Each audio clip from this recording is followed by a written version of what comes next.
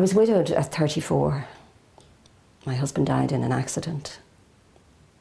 I had 4 kids from 14 to 4 years of age. It was a terrible time. I never thought I'd get through it. The following year was a special wedding anniversary for my parents. We all got together to plan a celebration. I hadn't been out much socially since David's death, so I was really looking forward to the party. I was in a hotel with everything laid on.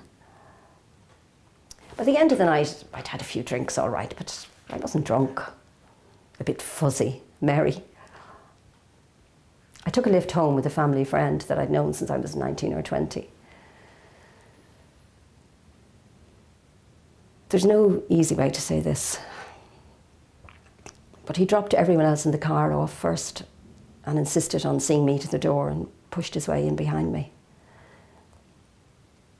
He knew the kids weren't there. I told him they were at their cousin's. The horror of that night, I can't tell you. The feelings after he'd gone.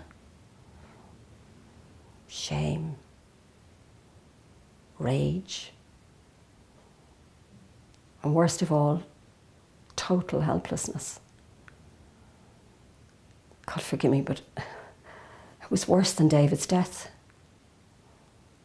It didn't happen to me. It was done to me.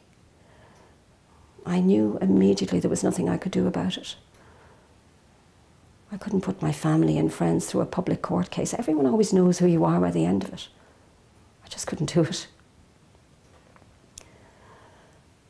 When I realised I was pregnant, I felt total despair. I wondered, what had I done to deserve it all?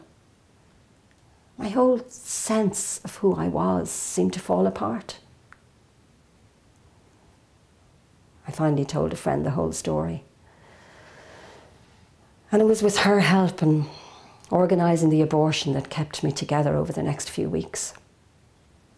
I can't tell you how awful that pregnancy felt for me.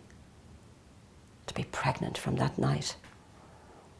I wanted an abortion as soon as possible.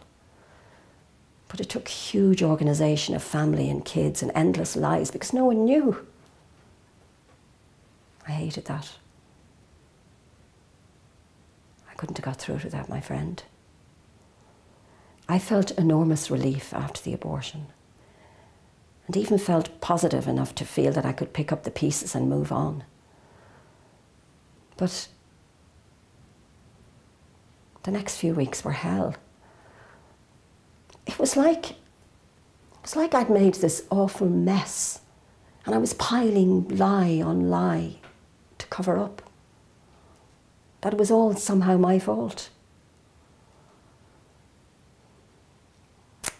It took a long time and professional help to accept that it wasn't my fault.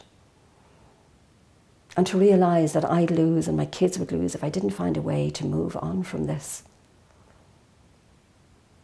For me, the abortion was a positive factor in a nightmare situation. But at least I had that choice.